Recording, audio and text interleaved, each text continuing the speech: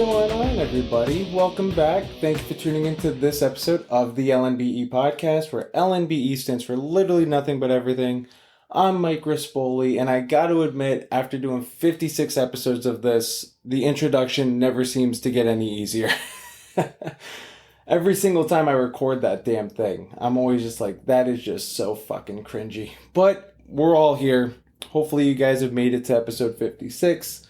Thank you for tuning in every week. If you guys do want to check me out on my socials, you can find me at the LNBE podcast on TikTok and Instagram.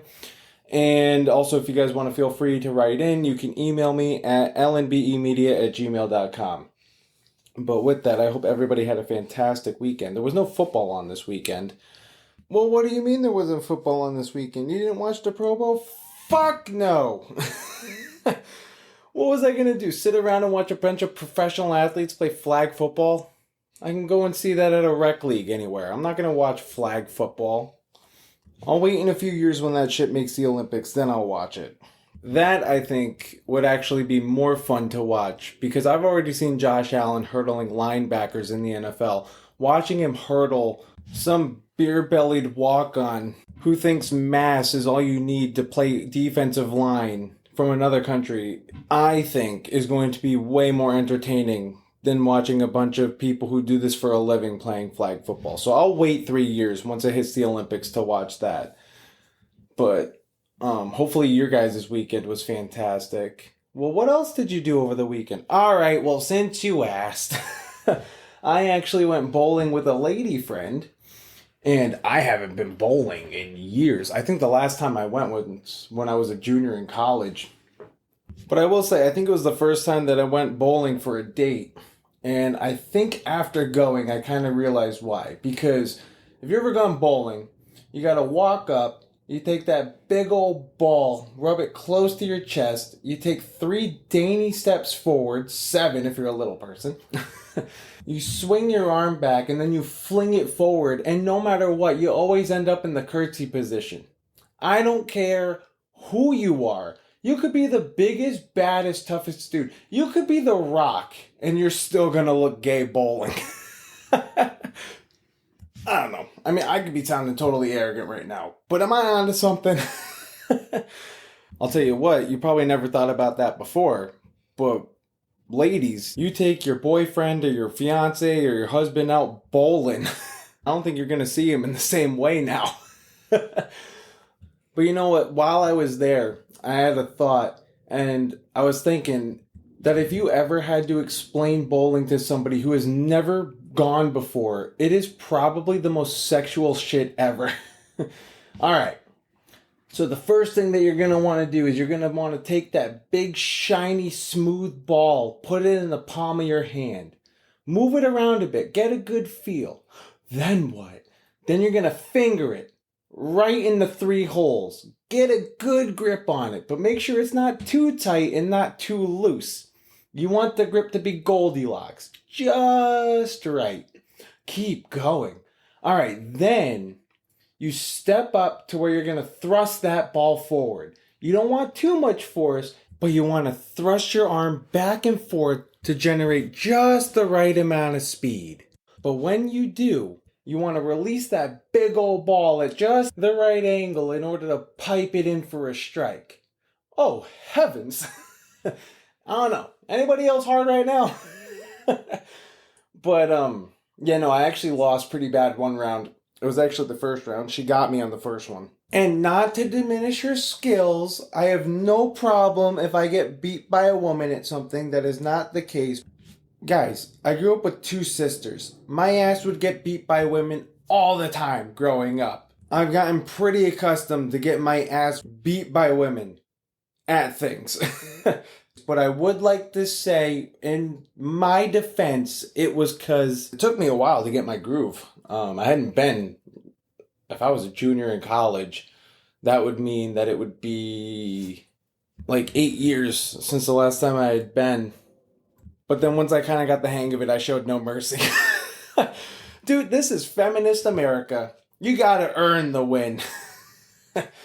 Plus, I gotta say, it doesn't help that I'm just like a naturally competitive person. So once I lost, I was like, ain't no way I'm gonna lose the next round.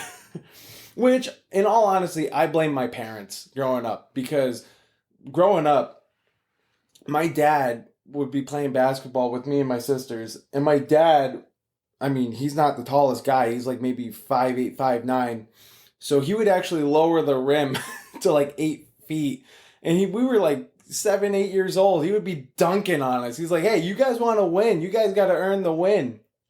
Which at the time, it was like, well, fuck you, Dad. But honestly, now as an adult, I'm glad that he did that. And I also really respect it. Because growing up in my house, there was no such thing as a participation award. So if I wanted to beat my dad at basketball, I had to do it by beating him fair and square. He wasn't going to go easy on me. And it also just absolutely did not help that basketball was my worst sport.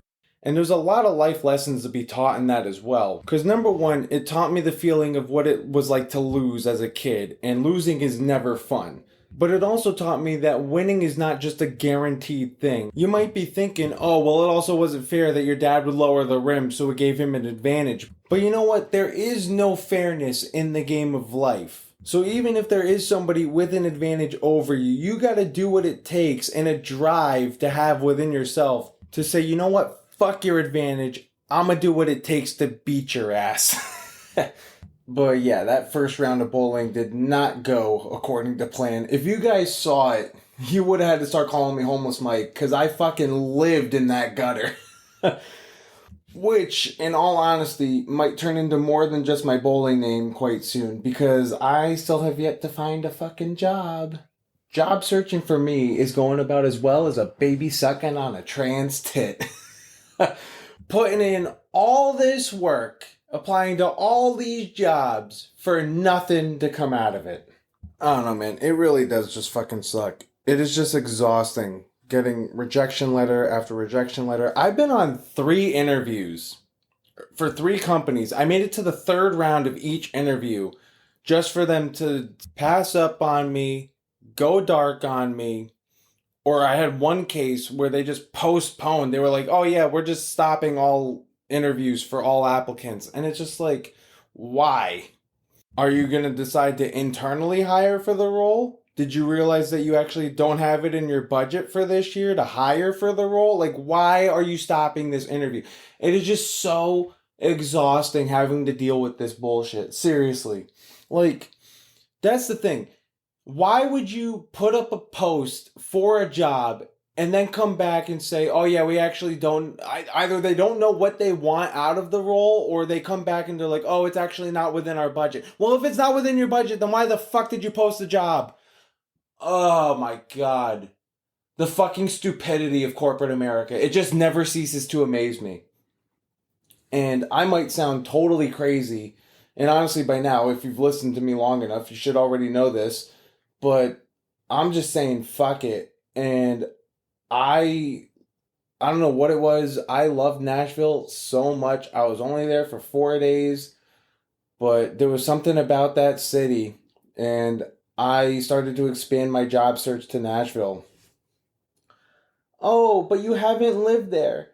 You have no idea what it's like down there. I'll tell you this. It can't be any fucking worse than it is up here in stupid ass Connecticut. I'll tell you that. Plus, it's amazing how many more job opportunities there actually are in that city. That was the only reason I even started applying. I just looked out of curiosity, like, what's it like down there? And the amount of jobs that popped up on Indeed was astronomical. I couldn't even believe it. Oh, well, what's your support system? Do you have any friends and family down there? What's your plan if it doesn't work out? What are you going to even do down there? All right, you know what? I hear you. I'm listening to you, but respectfully, fuck off. Because, in all honesty, what are any of us really doing in this game of life, first of all? And second of all, you know what? I've lived in Connecticut for 22 years. I lived in Rhode Island for a combined 6 if you include my years in college. And I just need a change. Like, I know this isn't like the funniest podcast that you've ever listened to. This is definitely more of a serious note. This is just more me. And in the age of feelings, let me tell you and the whole world how I'm feeling right now. But I don't know, guys. Like, you think I'm crazy if I dared to go down to Nashville? Like, I don't know, maybe astrology TikTok is rubbing off on me and I'm just throwing my manifestations out into the world. Nah, I still think that shit's bullshit. Excuse me. Sorry. But I just keep thinking, like, what did living in Rhode Island bring me except for some of the closest friends that I could have ever imagined having? Um, but it brought me into a job where I was making no money, where I've just always been like lowballed my whole corporate career. And then even when I moved back to Connecticut, I never felt like I could get ahead because that was all I knew. And then what has Connecticut brought me since I moved back? I was laid off twice last year. So it's brought me nothing but bullshit. So maybe if I moved, that would be the change that I need in my life to maybe do something with it. Like, I don't fucking know. I don't know what I'm doing. And part of me wonders if me going down to Nashville wasn't just part of a bachelor party, but it was actually part of like maybe God's bigger plan and what he wanted out of my life. Like maybe I had to go experience a new city, experience a new vibe, and see what else was out there. I mean, hell, if it wasn't for me going on that bachelor party, I never would have even thought about like applying to jobs down there until I came back. I was also talking to just people down there. They were all just so nice. I mean, I was talking to a person down there and I was like, yeah, in the New York, Boston area, GFY isn't just a like insult to somebody. It's also a term of endearment. And she goes, what's GFY? And I'm like, holy crap. You don't even know what GFY stands for? Bless your little heart. It means go fuck yourself is what it means. And she was like, oh my God.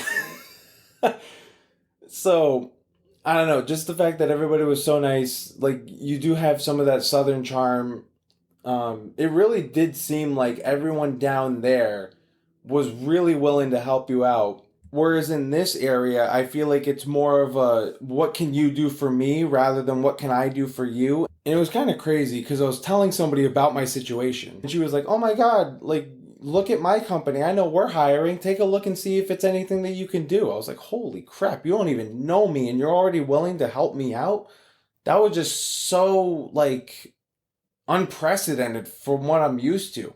Because up here in the north, it's so competitive where it's like, even if you fucking know somebody at the company, they wouldn't even be able to guarantee you an interview. I don't know. I really just don't know. So maybe God wanted me to experience what a true southern city would be like and see what else might be out there. And maybe that was maybe his plan all along. I have no idea, but all I know is I just got to have faith in what his plan is for me and what he wants me to get out of this life. And that's all I'm going to say about that. But also with that, I'm not going to try and force an additional 7 minutes because I genuinely got nothing else to talk about. And in this new year of the podcast, I'm not going to just try and force shit to talk about when I have nothing to talk about because that's not fun for you and it's definitely not fun for me. So with that, I hope you guys liked this episode. I know it wasn't the quote-unquote norm, but hopefully you guys enjoyed it. And maybe write in, tell me if you think I'm crazy. You can email me at lnbemedia@gmail.com. And if you did like the pod, please continue to share it with a friend, like it, subscribe, comment, do whatever it is that you guys normally would do to help boost it. Because without your help, this podcast will go nowhere. So thank you for doing all of that. And with that, I hope you guys all have a fantastic week, and I will see you on Friday.